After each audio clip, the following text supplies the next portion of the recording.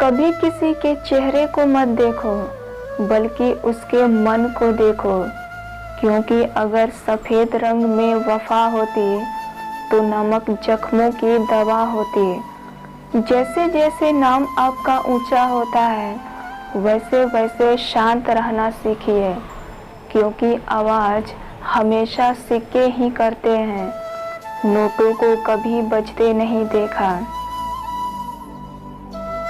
कर्म वो आईना है जो हमारा स्वरूप हमें दिखा देता है, इसलिए हमें कर्म का एहसानमंद होना चाहिए।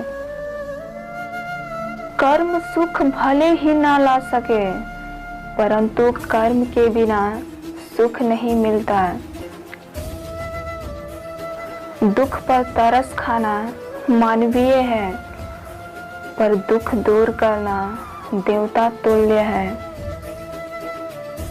विपत्ति हीरे की धूल है, जिससे परमात्मा अपने रत्नों को चमकाता है। जब क्रोध में हो तो 10 बार सोचिए, जब ज़्यादा क्रोधित अवस्था में हो तो 1000 बार सोचिए। जो मनुष्य अपने क्रोध को अपने ही ऊपर झेल लेता है, वह दूसरों के क्रोध से बच जाता है।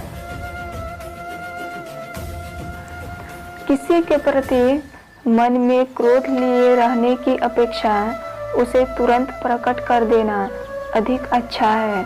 जैसे क्षण भर में जल जाना देर तक सुलगने से अधिक अच्छा है। ये दुनिया इसलिए बुरी नहीं है कि यहाँ बुरे लोग ज़्यादा हैं, बल्कि इसलिए बुरी है कि यहाँ अच्छे लोग खामोश हैं। एक महात्मा ने पूछा कि सबसे ज़्यादा बोझ कौन सा जीव उठाकर घूमता है। किसी ने कहा गधा, तो किसी ने बैल, तो किसी ने ऊंट। अलग अलग प्राणियों के नाम बताए, लेकिन महात्मा किसी के भी जवाब से संतुष्ट नहीं हुए।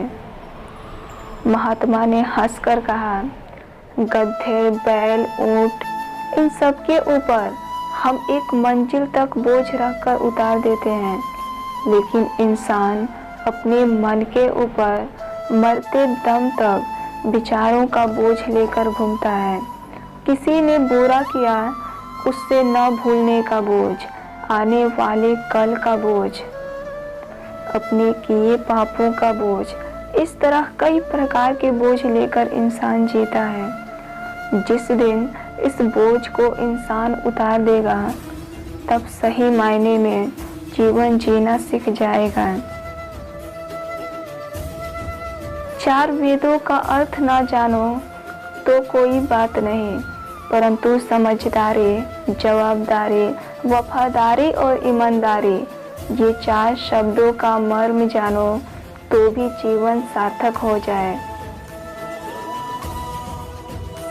बड़ों से बात करने का तरीका आपकी तमीज बताता है, और छोटों से बात करने का तरीका आपकी परवरिश।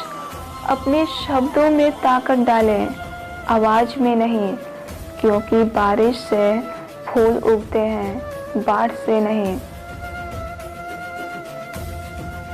पाप निस्संदेह बुरा है, लेकिन उससे भी बुरा पुण्य का अहंकार है। मैं हर बार परखता हूँ कि भगवान है कि नहीं, पर उसने एक बार भी सबूत नहीं मांगा कि मैं इंसान हूँ या नहीं।